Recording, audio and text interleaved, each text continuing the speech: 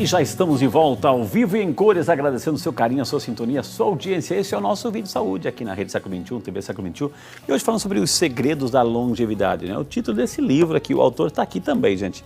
Ele é cardiologista e ele é nutrólogo. Também tem ele que é professor de pós-graduação para médicos pela Associação Brasileira de Medicina Biomolecular e Nutrigenômica. Está aqui essa fera, doutor Edmundo, que está aqui conosco falando sobre como viver bem, como viver mais, mas não é viver mais com doença, com tranqueira, arrastando o problema. Viver com qualidade, aproveitar a vida, né, com, acima de tudo, com aquilo que Deus nos deu, né, a vida que Deus nos deu. Doutor, nesse livro aqui, tem vários títulos, eu estava vendo os capítulos aqui. Como é que a gente começa? Qual é a base de tudo? Qual é o fundamento? Quando a gente vai começar a fazer uma casa, a gente não começa pelo telhado, pelo alicerce. Qual é o alicerce, então, doutor, que o senhor coloca aqui, que o senhor defende, para que a gente possa realmente viver bem, viver mais? Quais são os alicerces do segredo da longevidade? É primeiro aprender a como abastecer esse equipamento aqui, que nos foi dado, né? Para se manifestar por um tempo aqui e cumprir alguma missão. Então, hoje nós sofremos um grande problema de desinformação, né? Ou não diria desinformação, má informação. Apesar de termos acesso a tudo, a tudo, mas não sabemos fazer com elas, né? A tudo. Nós falamos hoje de fazer dietas low carb, mas o que é dieta low carb? Dieta low carb começou com o Dr. Atkins na década de 70, coma 5 ovos com bacon de manhã, mas não tome um copo de suco de laranja. Foi evoluindo, Salt Beach 1, Salt Beach 2, depois veio a dieta de Duncan, um francês, há uns anos atrás, muito sucesso no mundo. Agora tem os paleolíticos, que o símbolo é uma pata de carneiro crua na mão, para dizer vamos comer como comiam nossos ancestrais, e não era isso. Os ancestrais comiam muito mais plantinhas, porque nós não temos um canino para comer uma carne daquele jeito. Mas o que acontece com a população no mundo da década de 70 para cá? Ela diminuiu a incidência de infarto, de AVC, de câncer, de obesidade? Muito pelo contrário. Só vem aumentando e se continuam falando de dietas da moda. E ninguém parou para falar assim, olha, então vamos explicar direitinho o que são os bons carboidratos, o que são os maus carboidratos, o que são as boas gorduras, ou lipídios, o que são os maus lipídios, quais são as boas proteínas e quais são as más proteínas. Quando ele aprende isso de um jeito muito fácil nesse livro, Frei, ele começa a fazer melhor as escolhas, sabe? Ele faz muito melhor as escolhas. E quanto melhor você abastece de combustível o seu motor, o seu equipamento, melhor ele desempenha. Então, primeiro aprender a se nutrir. Não vai comer esse biscoitinho fortificado com ferro. Que ferro? É um ferro sintético? Você bate aquele, não vamos falar nome, mas um cereal matinal no liquidificador, e depois você pega um ímã, põe aquilo numa tábua de madeira, põe nessa mesa, pega o ímã e passa aqui. Isso aqui vai tudo para o ímã. Uau! Vai tudo para o ímã. Então, hoje, os alimentos da indústria, eles são muito melhores do que da natureza, porque nós fortificamos com vitamina D, ou nós fortificamos com ômega 3. Ou seja, Deus não sabe mais fazer alimento. Nós fazemos melhor que eles. A nossa arrogância está indo para um ponto, por interesse, por conflitos de interesses, e a população esqueceu o que é voltar à natureza. E a consequência é a saúde, né? E a consequência é a saúde. Né? Consequência é a saúde. Então, aprender a se nutrir. Por exemplo, doutor, o que você falou assim dos bons lipídios, maus lipídios, etc. No dia a dia, como é que a gente pode começar a repensar a nossa dieta, que é a base, né, doutor? Então, quando se fala em carboidrato, eu acho que o pessoal não sabe que pepino é carboidrato, qualquer verdura é carboidrato, qualquer legumes é carboidrato, frutas são carboidratos, e são carboidratos bons, complexos, ricos em fibra. Agora, tudo que a gente vai comprar de processado e ultraprocessado, comidinha pronta que você vai colocar no micro-ondas, isso e aquilo, é composto do quê? De farinha refinada. A gente come o arroz refinado, que é mais gostoso. Quando refina, perde 80% dos nutrientes. Num capítulo eu mostro quanto que o trigo refinado perde em relação ao não refinado de cada item. É uma enormidade. Então, a gente come nada hoje, a gente come amido. O que a gente come vira açúcar. E o mundo está ficando obeso, diabético, hipertenso por síndrome metabólica. Se ele aprender a distinguir o carboidrato bom do ruim, ele já mudou a vida. A gordura boa da ruim também. Sabe uma coisa interessante? Por favor, doutor. Um tema que eu também não conhecia há muito tempo, mas eu passei 3 anos sentado pesquisando para escrever isso que eu considero uma coisa missionária, né? Você sabe o que são os supracentenários? Supracentenários, gente, são as pessoas que vivem mais do que 110 anos. E foi feito um estudo, sabe do que eles morrem? 80% deles morrem por amiloidose. O que é amiloidose? Excesso de deposição de proteínas em locais indevidos. As demências estão aumentando muito? Então, e o que é Alzheimer, que é a demência mais frequente hoje e que está cometendo cada vez mais cedo? É um acúmulo de proteína tau e proteína beta-amiloide entre os neurônios, impedindo a comunicação sináptica. Então, as pessoas têm que entender, né, que o excesso de proteína, quando não for excretado, vai virar glicose.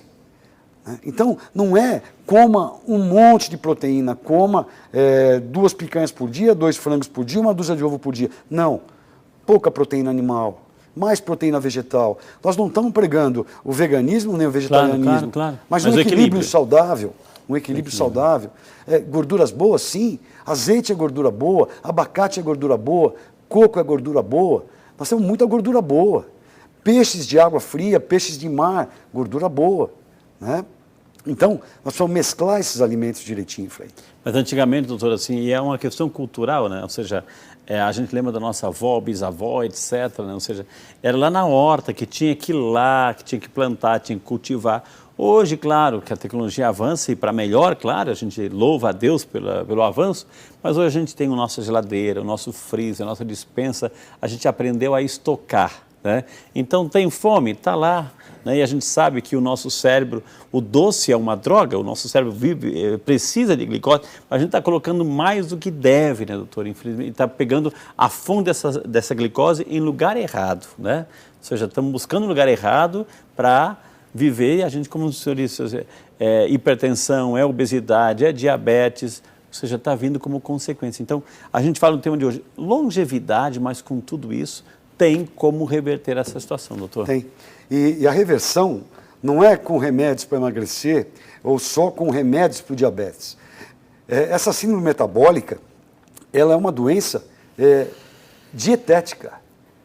Então, se eu enchi as minhas reservas, as minhas células, os meus adipócitos, as células de gordura embaixo da pele, no meio das minhas fibras musculares, enchi de glicose tóxica, e não cabe mais lá, eu já estou redondinho, já estou gordo. Aí o meu corpo começa a estocar isso intra-órgãos. Aí eu tenho esteatose hepática, gordura dentro do fígado, esteatose pancreática, esteatose dentro das vísceras, prejudicando o funcionamento de tudo. E como é que eu trato isso? Dando mais insulina. Insulina para que serve, Frei?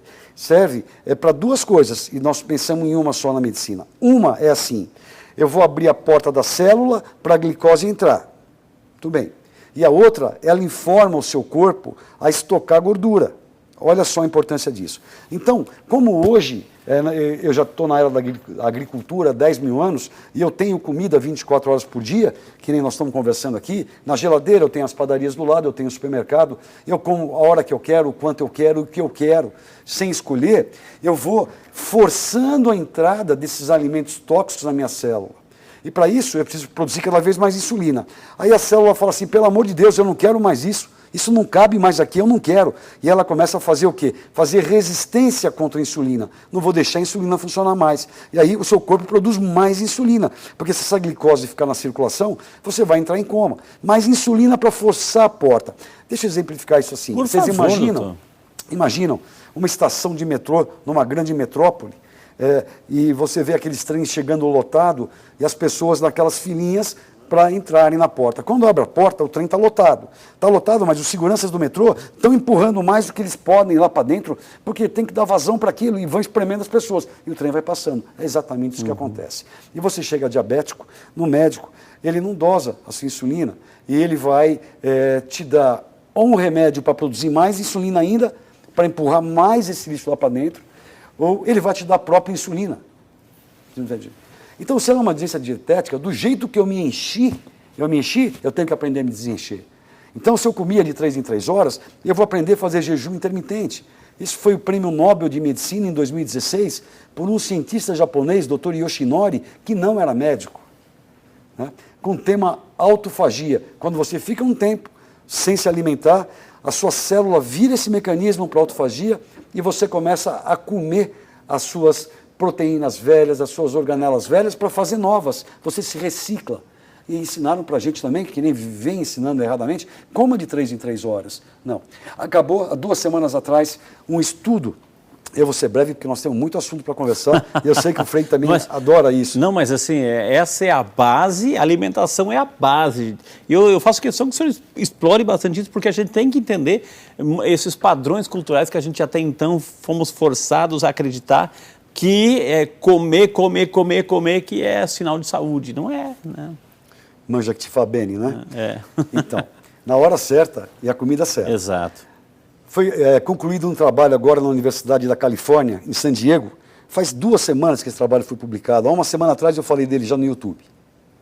Aliás, é uma boa ferramenta, deve ter uns 600 vídeos lá, para o pessoal poder só colocar meu nome no YouTube e assistir isso. Tem um vídeo lá? Tem. Edmundo, só digitar Edmundo Sabe. Júnior, no YouTube vai ter. Eis a dica. E aí o que eles fizeram? Eles pegaram um grupo de pessoas, todas portadoras de síndrome metabólica. O que é síndrome metabólica? Pessoas que têm obesidade, principalmente gordura abdominal, colesterol aumentado, triglicérides aumentado, estão com a pressão alterada, estão pré-diabéticos ou diabéticos. Pegaram um grupo de pessoas doentes, separaram em 2 partes e falaram assim: vocês continuem comendo o que vocês estão acostumados a comer. Por 12 semanas só, 3 meses, pessoal. Continuem comendo o que vocês estão acostumados a comer, só que tem uma coisa, esse grupo só pode comer 10 horas por dia. Ou seja, você come das 8 da manhã às 18 horas. E esse grupo não, pode comer o tempo que quiser. 12 semanas, 3 meses, o resultado no grupo que só se alimentava durante 10 horas por dia foi absurdamente diferente. Agora, você imagina, Frei... Não é que vai ficar 10 horas comendo, gente, seguido. Não é isso, hein? Não é isso.